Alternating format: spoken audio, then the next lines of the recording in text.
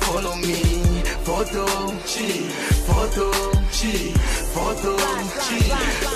Follow me. Christelle, 2 semaines, tu nous as manqué. Alors, avant de lancer ton reportage, qu'est-ce qui s'est passé en 2 semaines, le feedback que tu as eu par rapport à ta première, 2-3 semaines, disons? Plus même, 1 mois maintenant. Mettons, ça fait un mois, on est le 16, ouais. 1 mois. Par rapport à ta première rubrique, dans la première émission, qu'est-ce que tu as eu comme feedback, comme retour, très rapidement? Et puis tu nous parles de ce que nous avons manqué durant ce mois-ci. En tout cas, très positif. Je remercie d'ailleurs tous les téléspectateurs qui m'ont écrit sur la page Facebook, à mon mail. Donc, vraiment, ça donne envie de continuer à se promener avec la caméra pour montrer ce qui se passe ici et ailleurs. Tu devrais nous expliquer. En fait, Just Follow Me, c'est tu nous montres les endroits où sortir, pas seulement en Belgique quand même. Tu vas en France, tu bouges partout.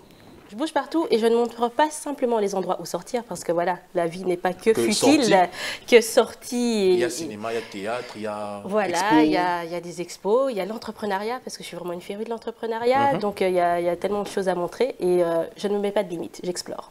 Aujourd'hui, on va voir quoi? Aujourd'hui, donc, on va parler des Afropéros, ces rencontres networking pour la diaspora entrepreneuriale qui a lieu depuis 2 ans, tous les derniers jeudis du mois. Et donc, au cours de ces rencontres, on permet à des entrepreneurs de parler de leur société, de leurs projets, pour d'une part avoir de la visibilité et d'autre part susciter des vocations parce que voilà, il faut des rôles modèles, comme on dit.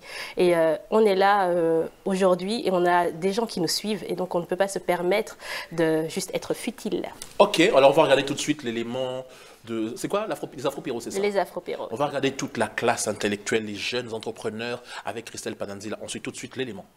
Bienvenue dans Just Follow Me Magazine, le magazine qui vous emmènera aux 4 coins de la Belgique afro. Parce que la diaspora innove, entreprend, organise. Suivez-nous, venez avec nous à leur rencontre.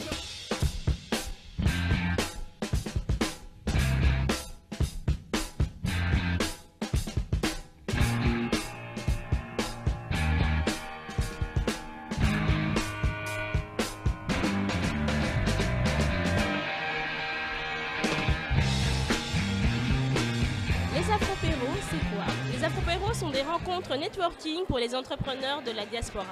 Il a été constaté qu'il était difficile de cibler et de savoir qui avait une entreprise et dans quel domaine.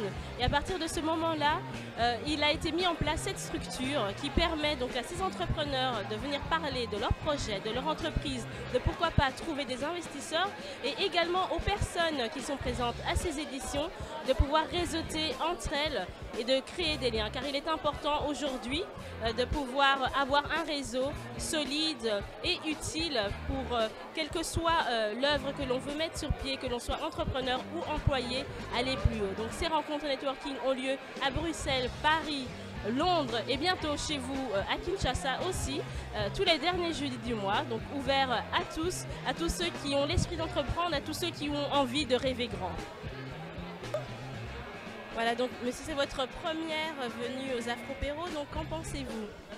Je suis à la fois émerveillé et content parce que je pense que ça met en exergue des talents africains, ça permet d'avoir une plateforme de synergie et de networking pour les jeunes africains dynamiques. Et je suis tout à la fois, comme je le disais tantôt, surpris, émerveillé et content parce que moi également, je cherchais un cadre pareil dans lequel je pouvais échanger avec des Africains qui sont dynamiques, qui ont envie de faire des grandes choses. Donc je pense plutôt que c'est très positif. Vous-même, êtes-vous entrepreneur? Pour l'instant, je suis en passe de rentrer dans le bateau de l'entrepreneuriat parce que justement, je monte un cabinet de consulting en management et en contrôle de gestion qui sera lancé le mois prochain au Cameroun. Et ayant bien sûr une filiale ici, et justement, j'aurai l'occasion de présenter ce projet aux Afropéros, qui est une plateforme justement de vulgarisation des jeunes entrepreneurs comme nous. Je vous en prie, c'est moi qui vous remercie.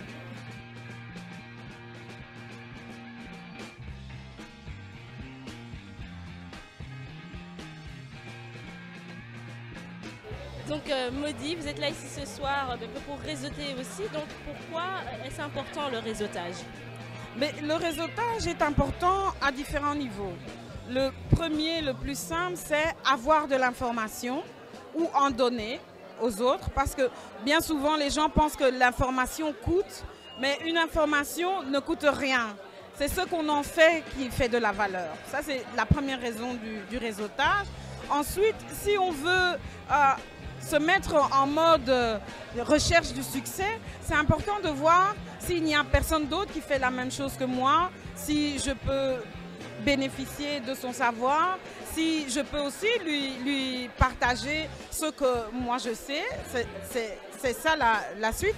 Et puis, lorsqu'on est jeune entrepreneur ou entrepreneuse, quel que soit le domaine, ça peut être aussi justement l'opportunité de rencontrer la personne qui va vous indiquer la bonne porte pour trouver l'argent ou le bon endroit où trouver le meilleur matériel au meilleur coût. Parce que c'est de ça qu'il s'agit quand on est entrepreneur. On parle souvent de coûts d'investissement.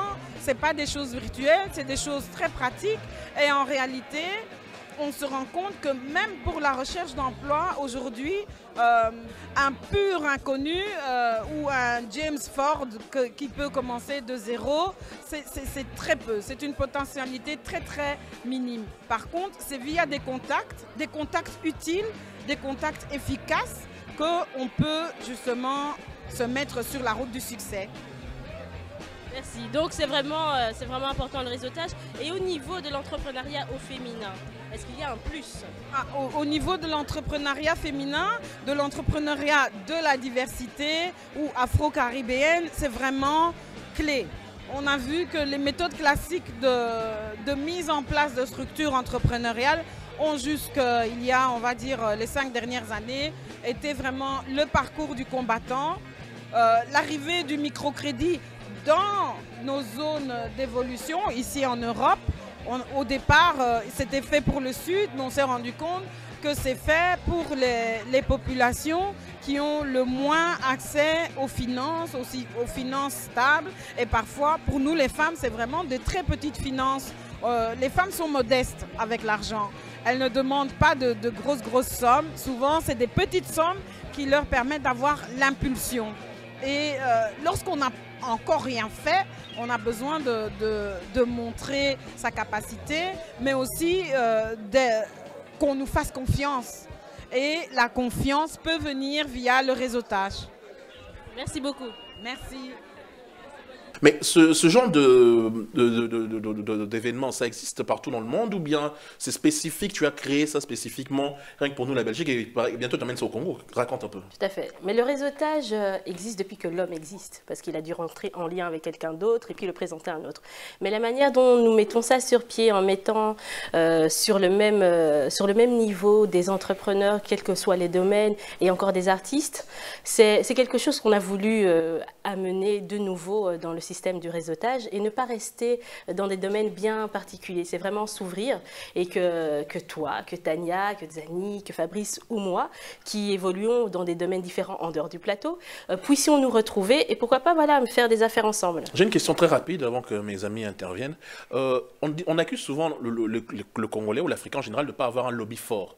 Est-ce que ce genre d'événement, ce genre d'activité permet de pouvoir rassembler les idées, même si on ne travaille pas dans le même domaine, pour pouvoir faire avancer la cause d'un peuple ou d'une nation? Parce que souvent, on se dit que le lobbying congolais est très faible à l'extérieur. Alors, qu'est-ce que tu dis par rapport à ça? Fédérer permet déjà d'avoir un noyau qui s'étoffe et à partir de là, d'avoir vraiment une position dans le sens où si on doit venir avec une question ou autre chose, on est un groupe. On a un groupe un peu plus soudé, on a un groupe un peu plus nombreux. Donc voilà, ça n'abat pas toutes les barrières. On en est aux prémices parce qu'on a du mal à faire du réseautage entre nous. Mais voilà, c'est le début d'une belle aventure qu'on exporte. Une question, Fabrice. Moi, la question que je vais te poser, c'est est-ce que le Congo est ciblé dans le public, les gens qui travaillent, ou bien c'est monsieur tout le monde qui peut participer? Et alors, si c'est le cas, est-ce que tu ne crois pas qu'aujourd'hui, ça est une espèce de... Non, c'est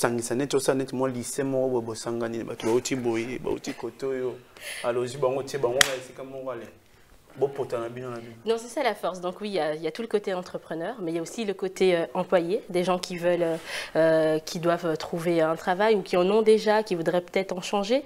Donc ça permet vraiment d'amener pas mal de gens différents ensemble, mais d'avoir en fait une certaine cohérence, tout simplement. D'accord. Tania?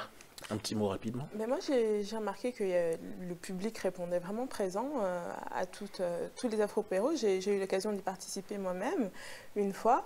Et je voulais savoir, au fait, au niveau du public cible, en fait, est-ce que tu as beaucoup de jeunes? Est-ce que les plus âgés aussi s'y intéressent? Ça se passe comment? Enchaîne ta question, comme ça elle répond à toi à la fois. Groupé. Ah, Oui, la télé, le temps, c'est de l'argent. Vas-y. Ah ouais. Donc, mais je n'étais pas préparé et tu m'as eu. Donc, non, mais comment vous faites pour faire passer votre message dans les réseaux? C'est-à-dire que tout le monde n'a pas forcément accès. Quand tu es dans un réseau, tu m'as dit que, bon, bien sûr, je trouve quelqu'un et quelqu'un informe. Comment vous faites, comment le message passe, en fait? Par exemple, Mais voilà, les deux questions se rejoignent un peu par rapport au public. Donc, effectivement, nous avons des jeunes, nous avons des personnes plus âgées. Et ça permet d'avoir cette continuité des seniors qui peuvent transmettre leur expérience aux plus jeunes. Et comment on les joint? Voilà, j'utilise aussi mon réseau. J'ai des sœurs, j'ai ma mère. J'utilise ma mère et ses copines. J'ai des cousins. Donc, ça nous permet d'avoir vraiment différentes tranches et de pouvoir justement joindre ces différents réseaux qui ne se côtoient pas forcément. Alors, très rapidement, tu vas à Kinshasa, bientôt. Tu amènes ça à Kinshasa. On dit déjà la télé, hein. On est sur B1, le monde entier voit. Voilà. Donc, si quelqu'un vole cette idée, vous savez d'où ça vient. Voilà. Il a regardé cette émission. Parce qu'il y a beaucoup de gens qui prennent les idées d'autrui, qui amènent ça là-bas pour dire que c'est leur.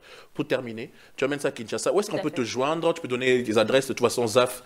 On va tout mettre mon mail et tout. Vas-y. Tout. Mais déjà, ma page Facebook, Christelle Pananzila. Donc, vous me trouvez partout. Ou via chez Francis. Et puis, www.afropero.com. Merci, Christelle Pananzila. Tu as manqué une actualité? Tu as manqué quelque chose? Tu nous reviens là, bientôt avec quoi? En fait, avant de passer au zapping, tu nous reviens avec quoi la prochaine fois? Avec un salon de la mode ethnique, éthique, solidaire. Ensuite, on ira explorer une exposition qui met en valeur des femmes qu'il faut suivre. Donc, on ira un peu partout. Ah oui.